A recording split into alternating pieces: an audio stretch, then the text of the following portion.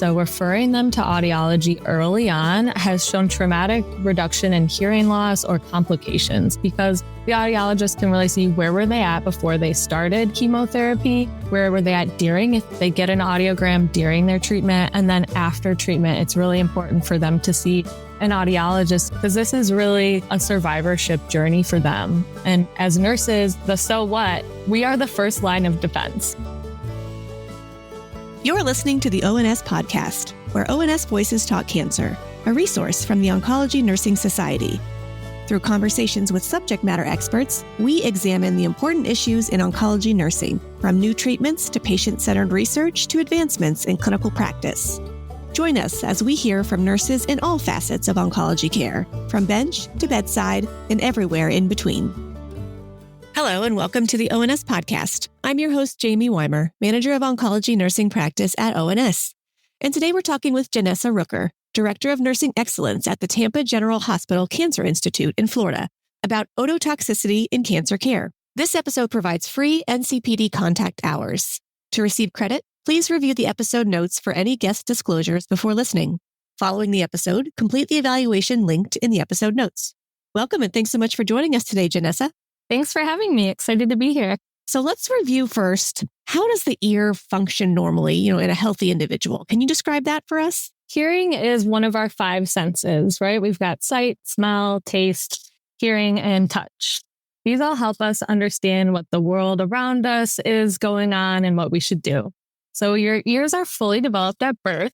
Babies can hear soft and loud sounds in the womb, and they can hear right away when they're born. So there's actually three parts to your ear that lead to the brain.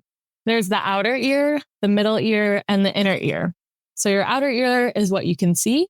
It's made up of cartilage and soft tissue. Sounds go into the outer ear and travel down the ear canal to the middle ear, which is where your eardrum is.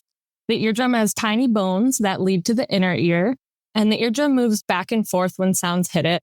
And at different pitches, the eardrums move faster or slower, signaling the inner ear or the cochlea, the thing that looks like a snail in the pictures. The cochlea has fluid and hair cells inside of it that receive movements from the eardrum.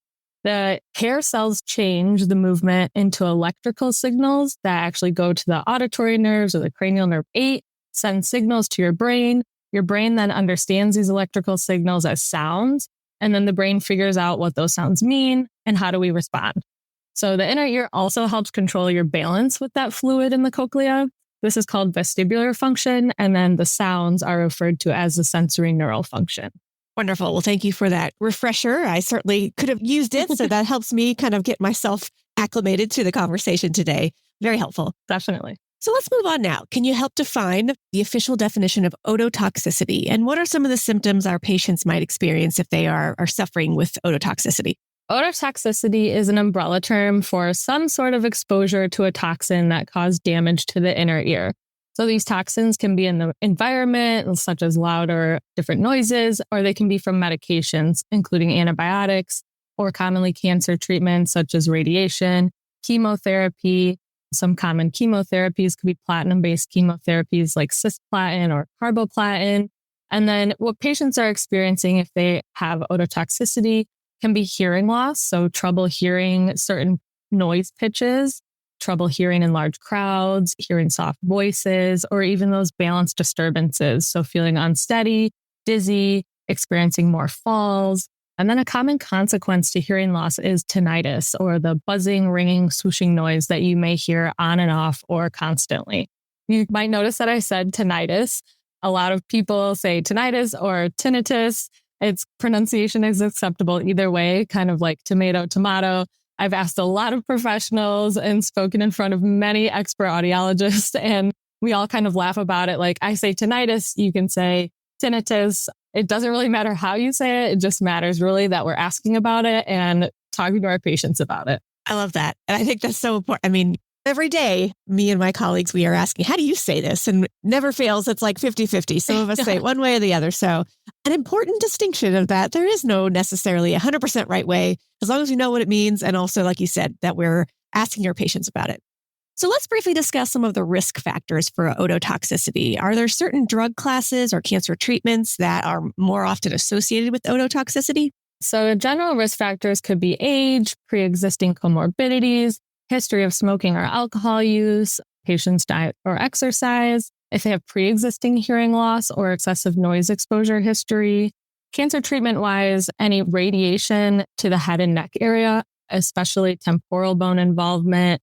Cancer treatments include cisplatin. Cisplatin is the most ototoxic chemotherapy out there in every body of literature and every study. But also there's some risk associated with carboplatin, oxaliplatin, bortezomib, docetaxel, high doses of ifosfamide, and then any like cumulative doses. So the higher the dose, for example, the higher the cisplatin dose and repeated exposure to the cisplatin, especially over 300 milligrams per meter square, is a very strong predictor of ototoxicity. And then are there any additional factors that can contribute to risks such as age or other comorbidities that our patients might be dealing with? So the very young and the very old are at more risk. So the very young, we have immature ears. If they're exposed to these chemotherapy or radiation treatments at a young age, they're at higher risk for permanent and long-term damage. And then the very old patients, they have a more fragile auditory system, which makes them at more risk as well. So these patients we need to take special consideration for. And then comorbidity-wise, anyone with renal dysfunction, so chronic kidney disease, kidney impairment, diabetes, hypertension, hyperlipidemia, high cholesterol, these comorbidities affect drug clearance from our bloodstream, or they already indicate poor vasculature, which can contribute to the mechanisms of ototoxicity. So they're found to be at higher risk for experiencing these problems. Great. So we've covered the normal physiology and functioning. We've talked about what puts our patients at risk. So let's kind of bring those things together. Can you explain what really is that mechanism of damage that creates ototoxicity and hearing loss for our patients? Yes. And this is where we talked about the normal ear will definitely come into play too and be a good science refresher. Yes. So the hypothesized mechanisms of action is that the chemicals like the platinum compound and cisplatin. So cisplatin has the word platin in it, which leads to the platinum compound. So that platinum compound travels through our bloodstream. Since chemotherapy is systemic, it'll go to the inner ear and it gets stuck there by binding to the cellular DNA in that cochlea or that snail-looking image. That initiates the release of the reactive oxygen species, which are really trying to help clean it out, but releases such high levels that it ends up causing damage to those inner ear hairs. These inner ear hairs cannot regenerate themselves, so then they are permanently damaged. And remember, we said that those hairs send electrical signals to the brain that recognize sound, so that function is permanently gone once those hair cells are damaged. Unlike other organs like the kidney that can eliminate cisplatin with hydration or time, the inner ear cannot do that. So the cisplatin accumulates in the ear and gets worse with every dose, remaining in the cochlea indefinitely. Some research studies using mice models have found cisplatin in the ear for up to 5 years. There's very few long-term studies on humans out there that have measured long-term hearing function over time, but one has found hearing loss progression for up to 10 years after the cisplatin. We also have 2 ears, so this can happen in both ears. It can be worse in one ear than the other. And then that fluid in the cochlea that's also damaged helps with our balance, so that can be affected as well. That is fascinating. Like, it's just one of those things like, I don't know that I've ever thought about in that depth, but just really understanding, like you said, how the ear normally works, but then what happens when we do introduce some of these toxic drugs or other modalities that can influence ototoxicity. It just really is an interesting concept to think about. And knowing how it works and what might cause it can help us educate our patients more clearly. So thank you for that. Yes, you're welcome. So true. I know I never thought of that as a nurse. I would never think to go that deep into the ear, but here we are. Right, here we are. So besides hearing loss, are there other consequences of ototoxicity that patients might experience or might changes to their quality of life? Yeah, so tinnitus, like we mentioned before, is a huge change to quality of life. Some people may experience that ringing or buzzing or swooshing every day. They may experience it more in the morning when they're at work or at night when they're trying to go to sleep. So that can be a huge impact on their quality of life. Also, with the hearing impairment, we see more falls from them being more dizzy or feeling off balance. So that vestibulotoxicity is affected. They might also have reduced spatial sound awareness and then need an increased cognitive load while they're listening and ambulating. So this can all really be a fall risk and balance problems. Also, with hearing loss, we've noticed social isolation. So if people aren't able to hear each other talk, they kind of just shut down and maybe don't listen or feel embarrassed that they're having hearing loss and maybe not want to admit it. So they feel more isolated, leading to depression. That tinnitus really leads to a lot of anxiety in people. And then a lot of studies have also noted cognitive decline and early onset dementia with hearing loss. Since all those synapses aren't firing with our hearing sense, they're predicting that that may be an early onset factor for dementia. I specialize in adults, but I also want to note in pediatric patients, any pediatric patients that are exposed to chemotherapy or radiation therapy at a very young age, or even in any AYA age, can lead to delayed speech and language. So trouble in schools, problem learning, reduced reasoning skills, trouble advancing in elementary school, middle school, high school, college, some social and emotional development impacts, and any lifetime and medical expenses that may lead to all these. So these are not just ear issues, they're really safety and psychosocial well-being issues. It's so important to bring that up and acknowledge that connection. It's not just a physical symptom, but it is so much more than that. So really important for us to understand how it happens. And what we'll talk about now is how do we manage it? So how, as oncology nurses, should care for our patients in terms of either assessing them before or during treatment, after treatment, and what is our role in helping to manage or hopefully prevent our patients from developing ototoxicity? That's a good question. And really one of the first posters that I ever presented, a nurse came up to me and was like, so what? And I was like, so what? Like, what do you mean? Like, we need to help our patients, right? Holistically. And we got to talking about it. And I was like, no, I get where you're coming from. Like, so what? What am I going to do as a nurse? So what can I do? Before the patient starts treatment or your first time meeting them, we're going through that education about chemotherapy treatment, about radiation treatment. And there is usually like one bullet point in there that does say, may have a slight risk for hearing loss. So I just want to kind of make that bullet bigger, saying to the patient, you may be at risk for hearing loss, you may be at risk for tinnitus, and these things, you might not notice the hearing loss at all. You may notice the tinnitus and you might not even associate it with chemo. So you might not tell your provider about it because you don't think that's a common symptom. It's not as common as your nausea, your vomiting, your diarrhea, but it is a toxicity. So it's really important for us to know and for us to teach our patients that it is a chemotherapy-induced toxicity. So educating them before and then assessing them during treatment. So every time that they come in, since we said cisplatin is a cumulative dose risk. So every time they come in, let's ask them, are you noticing any changes in your hearing? Are you noticing that ringing or buzzing happening at all?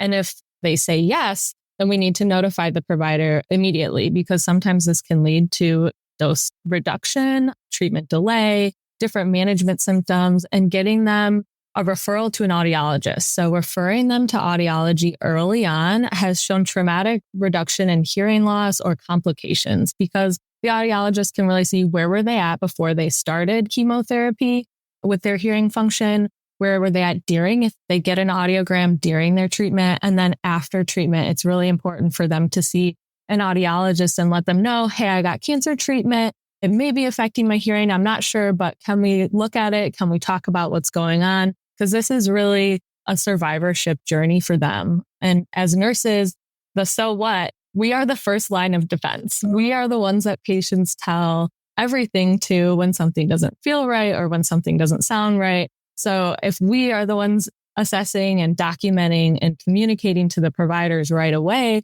then we can lead to dose reductions or maybe some like a chemo holiday for the week, and then getting those early referrals for baseline and follow-up auditory screenings and educating them on that this may be a journey for you throughout your survivorship. So let's see what we can do throughout your journey to make it better. What I really thought of as you were describing all of that is how patients, they take their cues from us as nurses when we're providing that initial education on their treatment and the drugs that they're going to receive. And so I remember I used to give this education for patients who are going to receive the cisplatin. And yeah, if we just sort of gloss over it, like, yeah, that, it's a small risk. Anyways, nausea, vomiting, like focusing on the big ones that are certainly very important to focus on as well. But I think they'll take their cues from us. And so you gave great advice of really stopping and pausing and emphasizing that while the risk might be low compared to some of the other notable side effects from some of these drugs, it doesn't mean that we just ignore it or we expect our patients to suffer through it and just deal with it. Because as you've already discussed,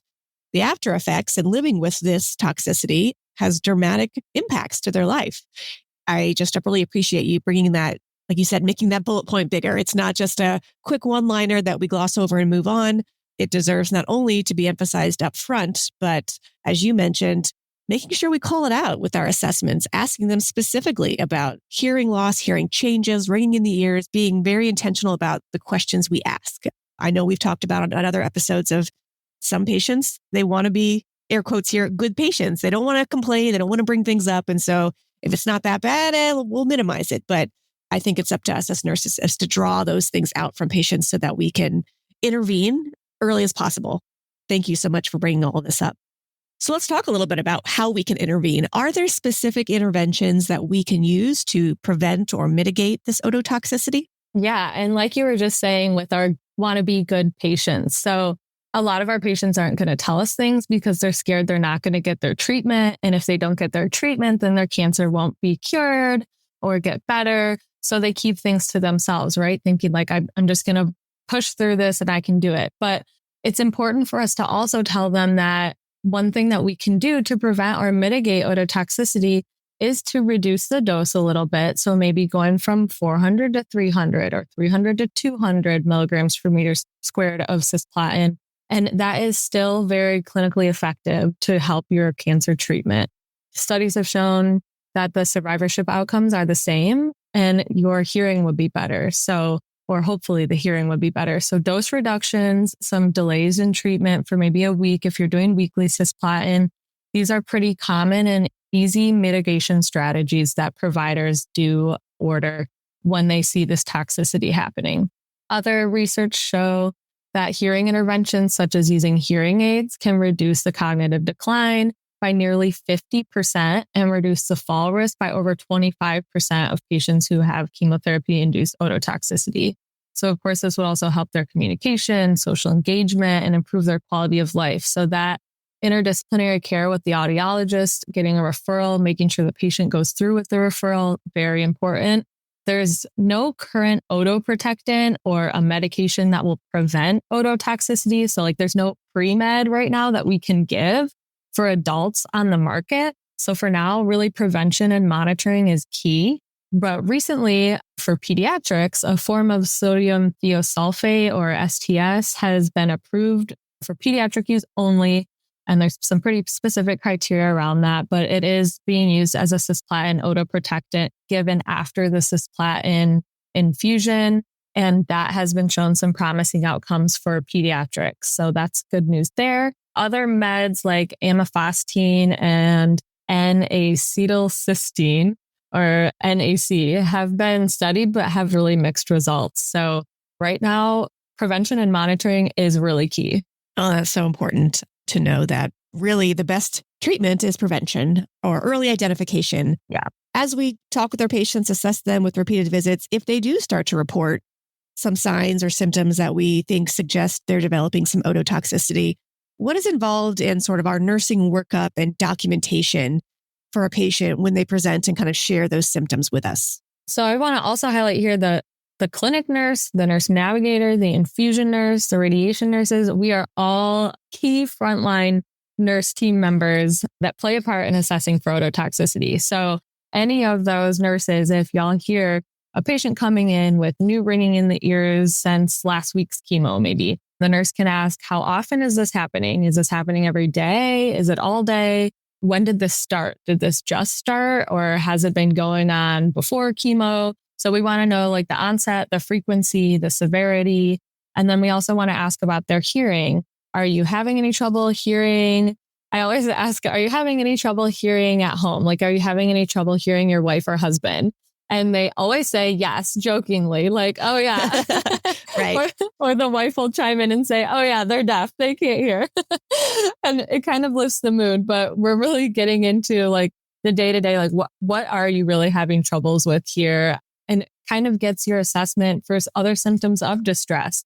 Is this interfering with your activities of daily living? Is it interfering with work, with driving? These are really important things that we want to assess for and document and talk with the team about.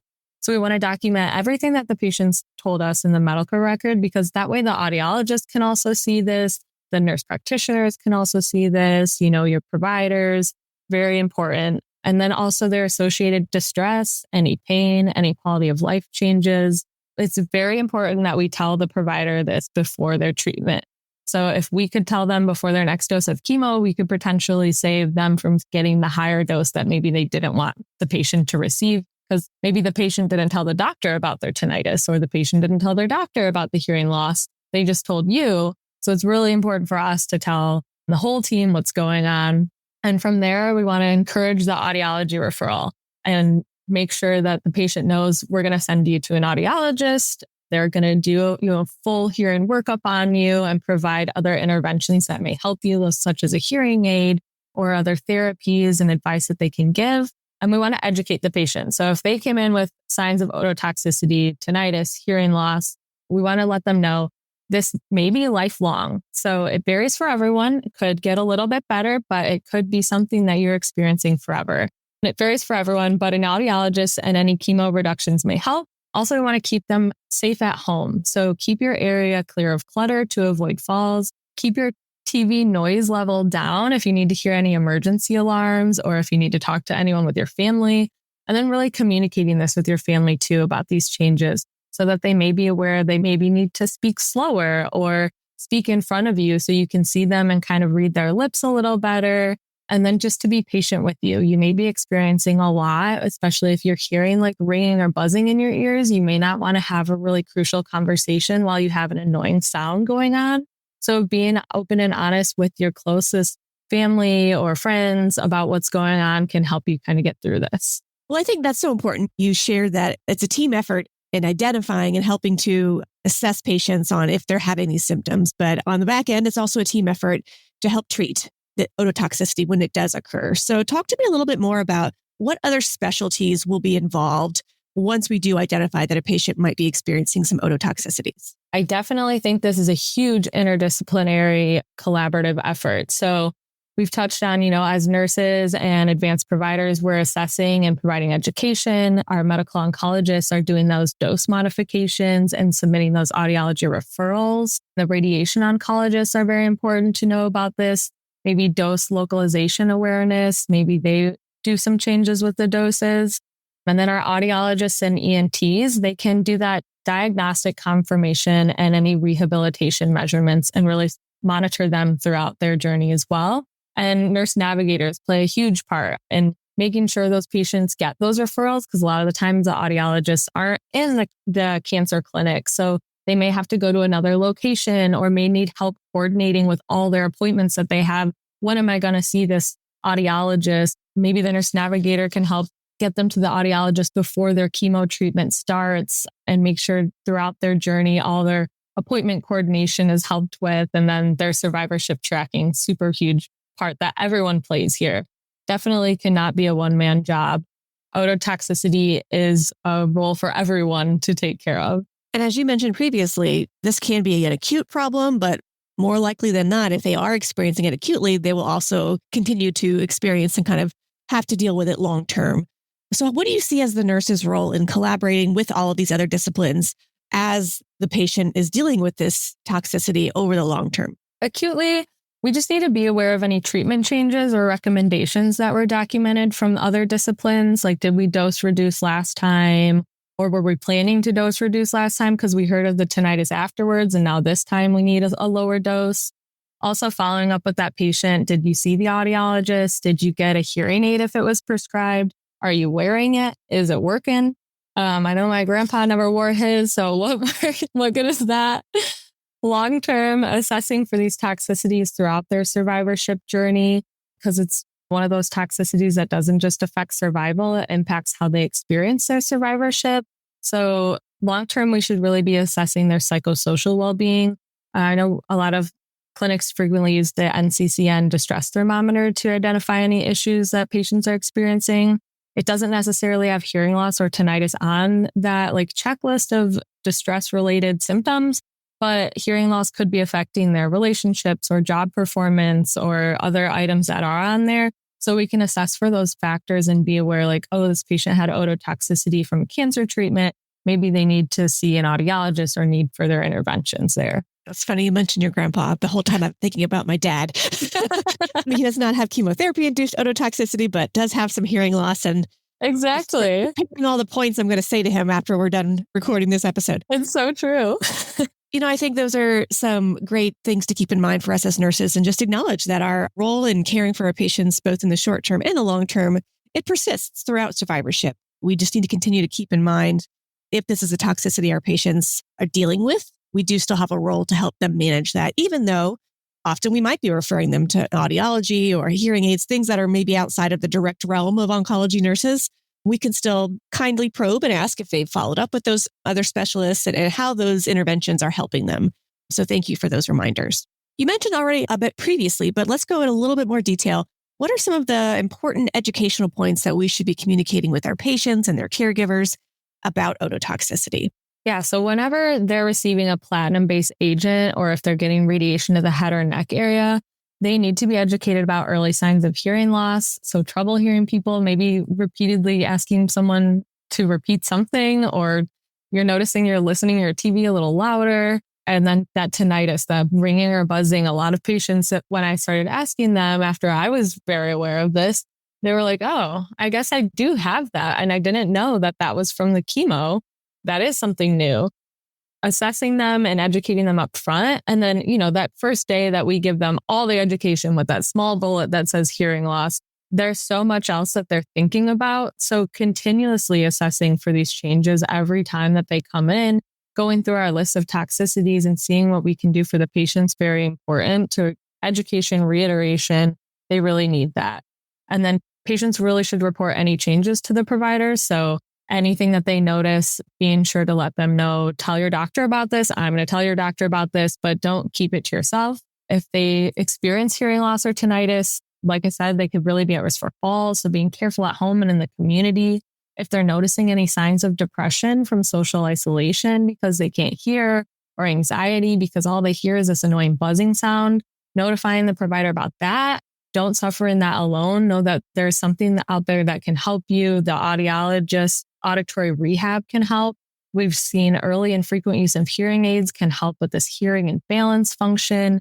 There's some distraction techniques for tinnitus, like counteracting the sound with music. Helps some patients. That's like often offered to patients if they're having tinnitus, to say like, put your headphones in and maybe listen to like some music or some other noises that you like the waves or the whales. And then sometimes the use of anxiety or depression medications can help if those symptoms are severe enough and the provider would like to prescribe those. Now, Jennessa, you've worked on a study about a point of care hearing screening. Can you describe what that study was and how the results can improve monitoring, or maybe something that nurses could use in their own practice? I'm just graduating with my PhD. So for my dissertation study, it was a nurse-led innovation study. I partnered with a really great audiology team that was very interested in getting into the cancer clinics because it's really hard for them to get these patients that are at high risk to come see them.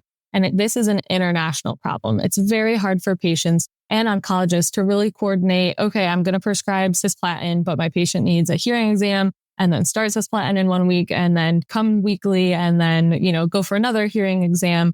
So we had a really innovative way of monitoring the hearing that a couple other studies have also tested. It's a remote point of care hearing screen. So it was on an iPad with calibrated headphones, and then it's a paid for subscription to an audiology testing platform. Ours was called Shoebox. There's many other of them out there that do portable audiology monitoring. There is a cost associated with it. So I wish it was free and I could say everyone should just buy an iPad and get these headphones and download it. Or even if the patients could have it on their phone and take it with their headphones. But for now, I think there's a little more cost and calibration methods along with it. So myself, along with a couple of other nurses, were trained how to use this testing device with the iPad and the headphones and the software program. And it was a quick down and dirty portable hearing assessment for patients. So anyone who is new to cisplatin, never gotten cisplatin treatment before, was enrolled into the study, and they received a hearing test every time that they came for chemo. And we gave it to them during their hydration. So that way they're already in the infusion center. I know you're sitting there for an hour getting your pre-hydration for cisplatin. And this software program did a hearing test that took about 20 minutes, give or take. And it played different noise pitches from high to low. And it would ask the patient, did you hear this noise? And if they heard the noise, they'd press the green button. If they didn't hear the noise, they'd press the red button. It would fully test their left ear of all the pitches, and then it would fully test their right ear of all the pitches. So that way we can see like what hearing frequencies they maybe were losing at baseline, or maybe they were good with at baseline. And then we could see the trajectory of their hearing throughout their treatment. Were they experiencing any loss of hearing in any of those frequencies or the pitches? The super high pitches are the ones that we usually lose as we age anyway. So the high pitches we think are going to be lost in general. But then the high pitches after the super high pitches are the ones that are most commonly affected by cisplatin. So we're really monitoring those through a huge broad spectrum of all the noises that we hear in day-to-day life. And we were able to capture their hearing function from their baseline journey all the way to the end of their chemotherapy journey. And it really was interdisciplinary. Like I said from the beginning, I could not have done it myself because I am not an audiologist. So when I look at these, when myself and any of the nurses looked at these graphs at the end that it produced, we could kind of see what they told us and what the cheat sheet said. And we were working together to refer patients as needed after that. But it was really neat. The patients didn't mind it at all, which was cool to see too. It gave them something to do as they were sitting there. It also, increased awareness to our team. Like the nurses were like, to be honest, I never asked the patients if they had ringing or buzzing in their ears or if their hearing function had changed at all. So just kind of increasing awareness and giving us some portable tool was fantastic. That's really cool. And congratulations on your pending graduation. How exciting. And you think of, again, when I reflect back on my practice, it was always like, well, do we get a baseline and where do they go? Because who knows where we send them for an audiogram in this giant health system. And so, just recognizing that part of that issue can be solved if we find something that is point of care that we as nurses can help administer. Like you said, they're already there. So it's not even an inconvenience to have to go to another appointment, some other place. So really interesting. And I look forward to hearing more about that. And if we have any links or things that we can include in the episode notes, just share more information about what you've done. I hope we can do that. Yeah, certainly. Well, Jennessa, it's been great talking with you. I've certainly learned a lot about a side effect that I'm humble enough to admit that doesn't usually register high on my list of high priorities or concerning things that I think about. So I'm really excited that we've had a chance to really bring this to the forefront, emphasize the importance of not only assessing our patients, but what we can do to help mitigate and treat some of the issues that they might deal with when it comes to ototoxicity. As we reach the end of our episode, we'd like to always run through a series of some quick questions to help summarize the things we've discussed. And so to start that off, how do you think healthcare professionals should evaluate their own hidden or implicit bias they might hold against just ototoxicity in general? I think most importantly, there is a bias towards us not assessing hearing loss because we're so focused on treating the cancer and starting treatment as soon as possible.